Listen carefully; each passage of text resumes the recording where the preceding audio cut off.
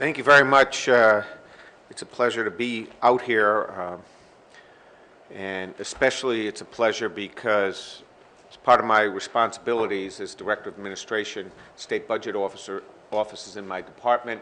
Our House and Senate Finance chairs are wrestling with the budget because we just got our final revenue estimates last week, and I'm glad I'm not around to get beat up by them. So it's nice to be here. We had last year, we think, landmark legislation enacted by our General Assembly, and I'll take you through what happened, and we will find out what the Senator, we'll find out what the courts say, because it's not as clear in Rhode Island as it may be in Oregon, and we have been extraordinarily aggressive, and I think we may be one of the first states to actually affect existing retirees and vested employees. So I'll take you through what we did. First, which button do I press? Okay. All right. So, who was affected by our reform that we had last year? One, all Rhode Island state employees were affected, and basically all employees are in.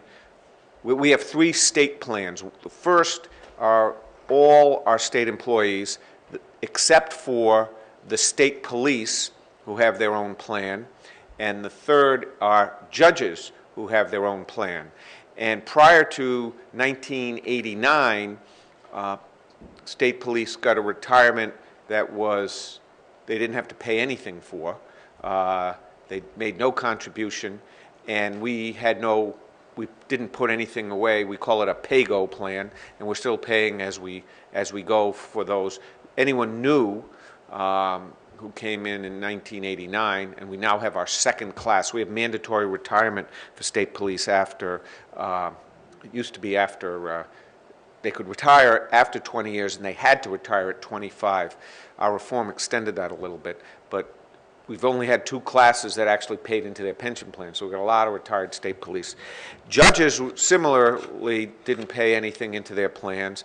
Then in 1991, we made judges appointed after that. So we have a pay-go plan for judges and a pension plan for judges appointed after 91. But those are minor, very major in terms of politics, very minor in terms of the cost, because there aren't a lot in either class. But it's all Rhode Island state employees were affected. All Rhode Island teachers, we have one plan for all Rhode Island teachers. Our state is totally unionized, and you're either in the AFT or the NEA, and depends on which community you're in. But in order to permit mobility from one community to another for teachers, we, many years ago, had one pension plan. The state pays 40% of the contribution, and the municipality pays 60%. Yes.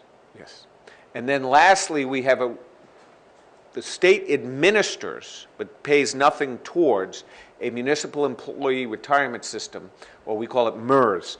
MERS is totally optional. It is, as I said, it's administered by us at the state level, 100% local contribution, but the benefits in MERS are set by statute, not collective bargaining. And the municipality is required to pay 100% of annual required contribution. If they don't, we withhold state aid, although some of the municipalities say, what state aid? Because with our fiscal problems, we've cut a lot of state aid in the past. This is important. We're going to come back to MERS at the very end.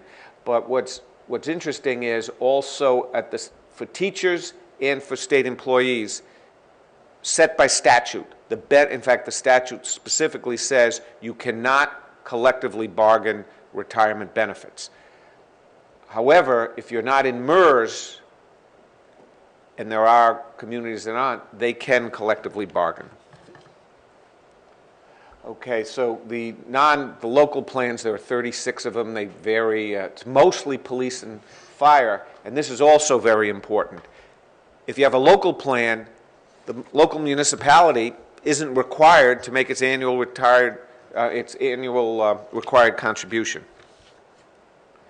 Okay, how did we succeed? And we'll talk about the reform later, but I want to tell you what are important criteria. One, we had to know the facts, and we tried to get the facts out to the public. The treasurer actually did a great job, and she put out a booklet called Truth in Numbers the end of last spring, and there were lots of articles. We only have one statewide newspaper. We're, as you know, great state, but a tiny state. We have a lot of local papers, but only one statewide newspaper. They made a big issue of this, gave it a lot of front page coverage, and we got the facts out. You really need leadership. This can't be done from the bottom up. This was a top-down effort. Absolutely, like anything in politics, you have to be willing to compromise. And the important thing is you have to, we set out to say, we're going to do this comprehensively, and the last time, hopefully, that we'll ever have to do it, at least for a long time to come. And that was a very important point, because I'm going to come to it in a moment.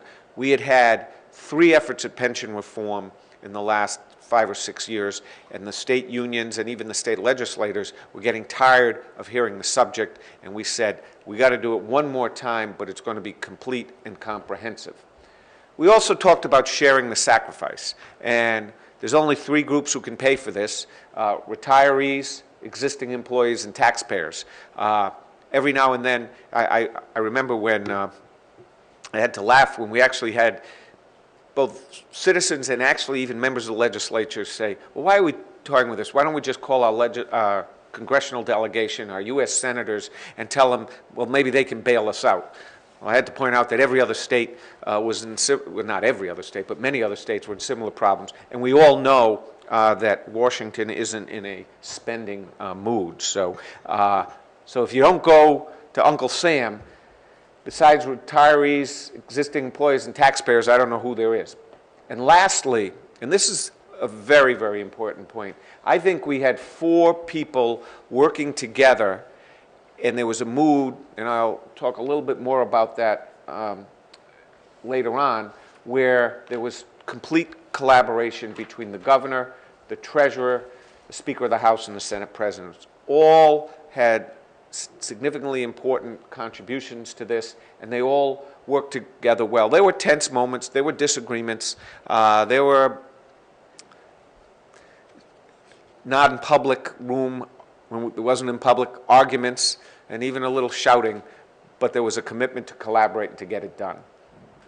Okay, pre-2011 reforms, I'm not going to talk a lot about them, but they were all done with a different thing in mind. They were done because there was a budget crisis at the time, and so what would happen is Fiscal Chairs, the House and Senate Finance Committees, that's what we call, they would get towards the end of the session and say, we got some real problems, and where can we find some money? And they would change the, because we have a state statute, obviously any state statute can be changed, but our state statute requires us to make the annual contribution every year, the ARC, the required contribution. You can't make less than that. So that number was growing and growing and growing. So they decided, let's make some reforms, let's make some changes, because we'll grab some money. As I mentioned before, this time we said, we're not doing it, obviously it was the budget that was drives it, but it was going to be comprehensive reform. So in 2005, they only affected non-vested employees. Prior to that time, if you had 28 years, you could retire at any time, and you'd get 80% of your average compensation, with final compensation, which at that time was 3 years average. So we had a lot of people, late 40s, early 50s, who were retiring, getting pensions. So, but we raised it to 59 and 29 years from 28, or 65 and 10. We lowered the maximum benefit from 80 to 75, but again, this is all for only for non-vested. So that were people working under 10 years. And we lowered the COLA prior to that time, there was an actual 3% COLA every single year. If the cost of living went up 1%, 2%, 2.5%, the COLA was 3%, compounded every single year. 2008, they made actually changes to the judicial and state police. The big change they made in 2008 didn't affect the pension plan, it affected the budget, and that was changes to retiree health. And what they really was a way to get people out, because they made change. If you retired prior to a certain date, you got the old system where the state fully paid for your individual retiree health care.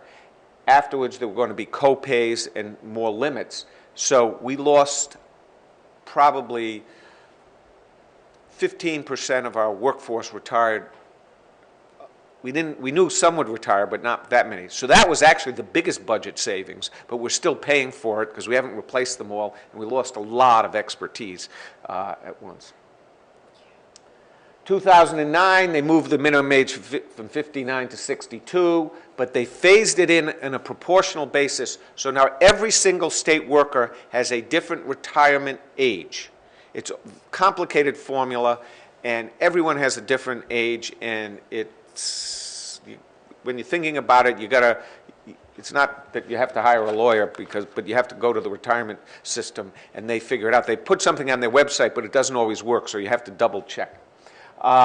We moved average final compensation to 5 years. We lowered the accrual rate. And then in 2010, they put the COLA, instead of being on your entire pension, it's only on your first $35,000, but that $35,000 goes up every year. So if inflation goes up 3%, then the COLA would apply to $36,050 or whatever the number is. Okay. Now let me give you some facts. 1999, our funding status was 82%. The legislature decides to re-amortize for 30 years. State never missed a payment, at least what they were told by the actuaries to contribute. Never missed one since 1999. Yet, in 2010, the funding status suddenly went from 82 to 58.5%, and the unfunded liability, $4.7 billion. I know, Grant, that's decimal dust in California, but to us, $4.7 billion is a significant number. Just to put it in perspective, our entire state budget is about $8 billion, of which the state portion is about 50% of that, give or take. So it was a significant. So we put in all the money, and yet that we were told to, yet we went from 82 to 58.5. So this is the number one, this is the first important thing that happened that allowed the reform. In May 2011, we changed the assumptions.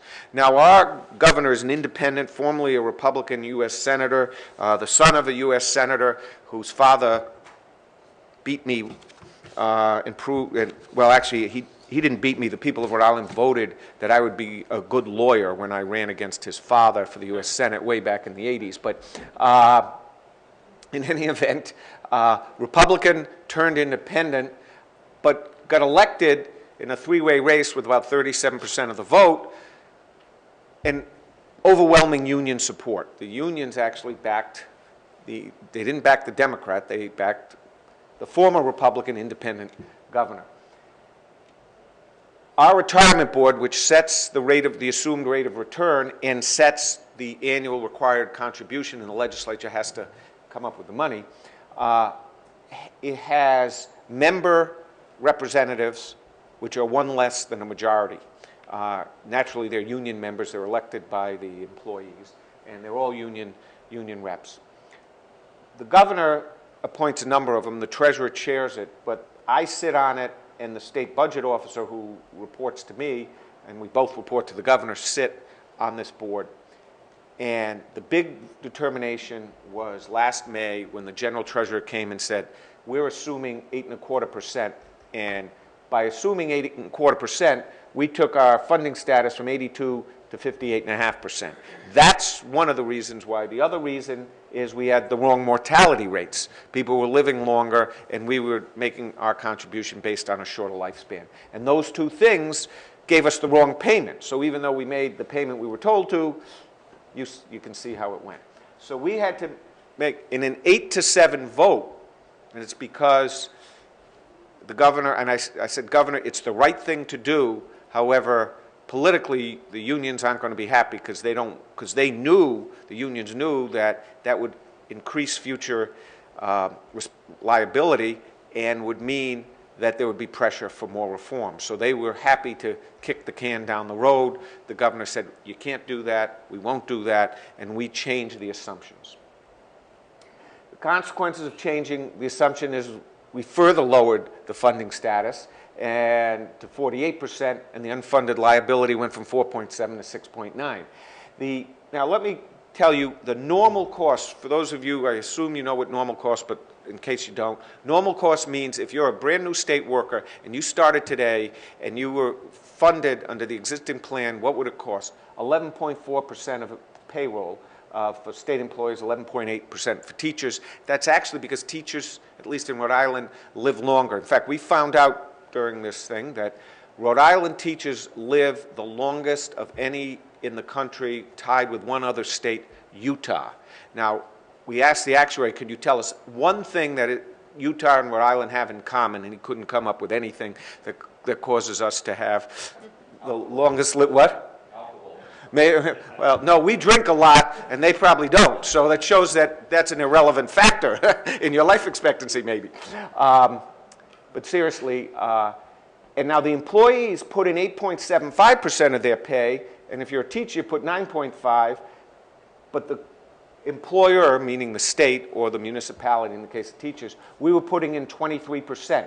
So 11.4% it was the normal cost, but going in was 23 plus 8.75, almost 32%. That means it was costing 21% of payroll for the unfunded liability, whereas the normal cost was only 11.4%. So this is our, in 2002, here's what it was. 5.6% of payroll, 3% of our state tax revenue. The projected cost, if we hadn't changed when we changed the assumptions, was that it was going to go from 376 million was the total contribution in fiscal year 2012, the one we're in, to $1.3 billion in 2029. But the big thing was it was going from 376 in 12 to 614 in 13, as well as on the MERS was doubling. So we were almost doubling the required contribution for the state and the municipalities. And we have tight fiscal times as well. In fact, I'd like to know what state. I don't see North Dakota here, so I'd like to know. Oh, I'm sorry, I didn't see you. So I'd be interested to know if you have tight fiscal time. We're all told you don't, but I don't know. But in any event, there was no way the state municipalities were going to find $250 to $275 million for the year coming up. So that's what these are just the projected costs in terms of percent of payroll, because that will mean more to you than the absolute dollars, is literally it would go up to, in 2029, to 45% of payroll. Now, that, in addition, 8.75% is being put in by the employee, and in addition, all state employees and half the teachers have Social Security. So that's another 13.5% between what the state puts in, what the employee puts in. So if you say 45 and 8.75 is what, 54, and the other amount for Social Security, another 13, is 2/3 of pay would go towards retirement pay, retirement income, and it's just unsustainable, and we knew that. So in March, even before we changed the assumptions, because we knew we were going to have problems, the governor called for comprehensive pension reform. In June, after the assumptions were changed, the governor and the treasurer announced a partnership, and this is a partnership, and I talked about collaboration. Everybody is talking about the treasurer running against the governor in 2014 that this is a likely matchup, and yet the two of them said, we have to solve this problem, we're going to work together, we're going to provide some leadership, and they formed this partnership, and they appointed a pension advisory group, which I happen to serve on. At the same time, the Treasurer and the Governor went to the Speaker and Senate President, and we said, you have to commit to a fall special session. If we do this in our general session, you'll never get it done, because it's going to be a tough vote, and if you have to line up votes for pension reform, they're going to have to give away the State House and every chair and everything else in it. But you know what I mean. The bills that will come flying out because Rep. Jones or Senator Smith will say, okay, I'll make this tough vote for you, Mr. Speaker or Mr. President, but you got to pass this bill for me, and it would just be crazy. And we just said the only way to do this, special session, the only issue before the session was this. It went on for a few weeks, but that was the only thing. In July through September, we met, the committees held hearings, there was a lot of public meetings, public awareness, a lot of talking about the facts, a lot of actuarial work. On October 18th, the Governor and Treasurer had a joint session, addressed them, and the Speaker and the Senate signed the legislation, and we worked behind the scenes a little bit with them, but it was mostly the Governor and the Treasurer working out the legislation, but keeping them informed. They signed on to the bill, so it was their joint introduction, and it was quite a grand day. They held public hearings. They revised the bill as we expected they would, and they made a number of changes, but nothing that was dramatic. And then it passed, and it passed in the House 60-15, and in the Senate 35-2, and the next day the Governor signed it. So it was overwhelmingly great work by the Speaker and the Senate President to line up their votes and to get the job done. So now, what did we do? That's what you really want to hear. COLAs, because that was what was killing the system. We told retirees, whatever you have, you keep. I'm not taking anything away from you. But going forward, we were going to have COLAs not dependent on anything other than investment return. So it's a misnomer now to call it a COLA, but that's what it is. And the way it works is, our assumed rate of return is 7.5%. If we are less than 5%, you get 5.5, you get no COLA. If you get whatever's over 5.5 with a maximum of 4%, so if it's over 9.5 rate of return, and it's a 5-year average rate of return. However, it's only going to apply to the first 25,000. It had been 35. And this is the most important thing. It's suspended until solvency is 80% funding. That means, and it was anticipated, assuming our rate of return of 7.5%, that will occur 19 years from now. So you're basically telling a generation that they will not get a COLA, except there is a modest COLA look in 5-year intervals. That's something the General Assembly said. They don't want to wait 19 years. So at 5, 10, and 15, they can get a COLA based on investment return. But other than that, there's no COLA. Okay, retirement age. If you weren't vested, you went to your Social Security normal retirement age, but not greater than 67. Right now, it is 67 is the largest, but it's the oldest, I mean. But there's talk that they may go higher. We said, well, that's for Congress to decide, maximum 67. If you're vested but not eligible to retire, it's a very complicated formula, but everybody added years to everyone's going to have to work longer. Existing retirees are all going to have to, unless you were eligible to retire. The reason we did that is we didn't want to repeat the mistake we made shoving everyone out the door. If we said, because if we said there was this window to get out, everyone would get out. So we said, if you're eligible to retire, please don't go. You can stay, or you can retire whenever you want. Okay. But the other major thing we did was we added a hybrid plan, because we were a complete defined benefit plan. You got an accrual. There's a complicated formula depending on your years of service, but you got an accrual, and then it was that percentage times your average, final average retirement.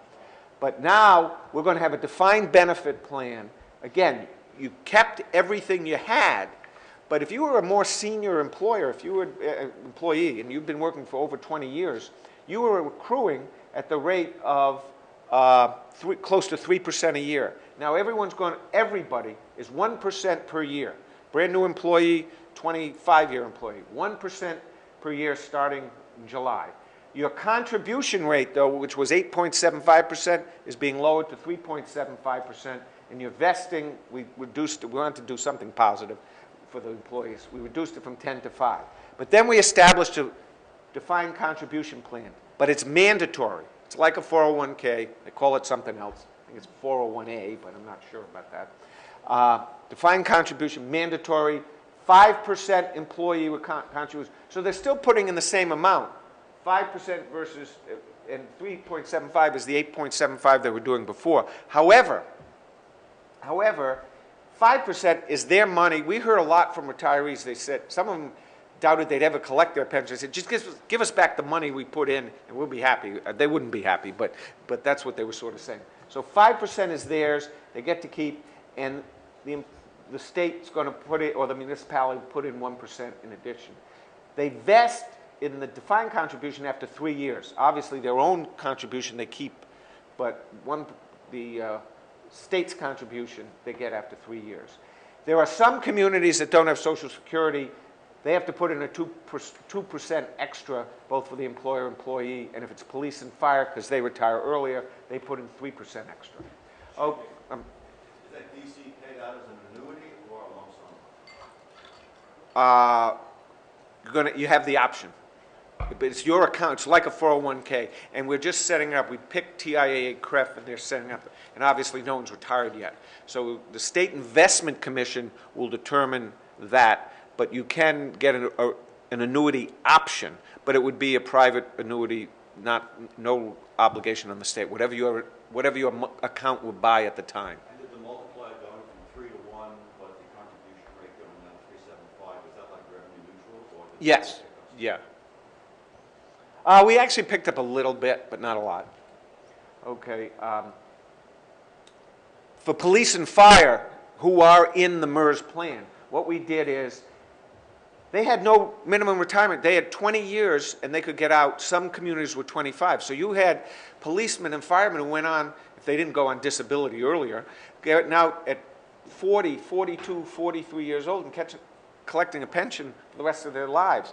So you now have to go to 55 years with at least 25 years of service, and there's transition rules, and they accrue at 2%. We even made the state police changes to that, and that's tough to negotiate. When I first came in, I have to negotiate all the state labor contracts, and the last administration had negotiated them all except the state police. And I'm sitting across the state, and it had been rather contentious. And I said, I don't mind going to war with organized labor, but I'm not going to do it with guys who wear badges and have guns. It's not easy to get the state police to make changes, but we did. And we even made the judges have some changes. The other thing we did, and this is where the taxpayers pay, we increased the amortization. There was only 19 years. We moved it back to 25 years. Some people said you can't do it, but we had to do something, otherwise the payment would be too great. Okay. The legal challenge. This is what we have. First question, and there's 3 questions, and maybe in the Q&A we can go through more of them. One is a statute of contract. If it's not, then there's no rights. That's the end of the story. We can do anything we want. But is the statute that creating pension rights, is that a contractual right? Hasn't been determined in Rhode Island yet. Okay. The second question is, even if it's a contractual right, is it the impairment of the contract? Because there was a constitutional, I should go back, the Constitution prevents the impairment of contracts. So, but it has to be substantial impairment.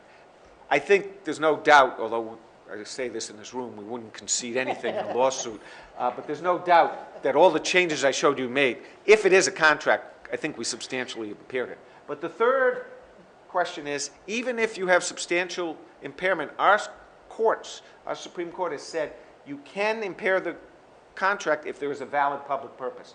So we'll only know this in 3 or 5 years, and if if we lose, you're right. And you can't file bankruptcy as a state, only the cities and towns can. Okay, quickly on OPEB, because they asked us to talk about that. I'm really going to talk about post-2008. We now have a 20% co-share based on our individual retiree plan. The family benefit is charged at the retiree rate. You have to pay it. For those prior to 2008, and you wanted the family benefit, you had to pay for it, but you paid at the active rate, which is a subsidy, because their rates are lower than the retiree rates because they're younger. You have to have 20 years of service, et cetera. You have to go on Medicare. This is crucial. There are cities and towns in Rhode Island that don't require Medicare. We make them go on Medicare, but we pay for the Medicare gap coverage, the supplemental plan, at 80%. Our unfunded liability is $775 million. That's not insignificant, but considering our pension plan, I told you, was $6.9 billion, it was relatively small. We started a trust in 2011, so it's not well funded, but it will be over a 30-year period. It amounts to still a significant number. We're paying 7.84% of payroll for retiree health. That's for active retirees and to fund the trust. Okay, here's the unfinished business, the 36 individual plans. Okay, and this is what this is where we have the problem, and this is what we're spending a lot of time working on. This is where the fight was in the legislature. They didn't want to take it on last session. The governor came back with a lot of plans. We have one community that filed bankruptcy. You have Vallejo, is that Vallejo? We have Central Falls, and we put in legislation that will allow the suspension of COLAs. They have to go through a difficult process, but they can do it. Just let me tell you, the City of Providence firefighters, there are some firefighters who are getting a 6% annual COLA. There is a man who retired as fire chief. His pay was $68,000 as fire chief. That was less than 20 years ago. His pension today is $180,000. If he lives 20 more years, his pension will be $440,000 a year. That's why the City of Providence, our capital city, is talking about potential bankruptcy. The governor is fighting hard for this. It's a political battle. Thank you very much.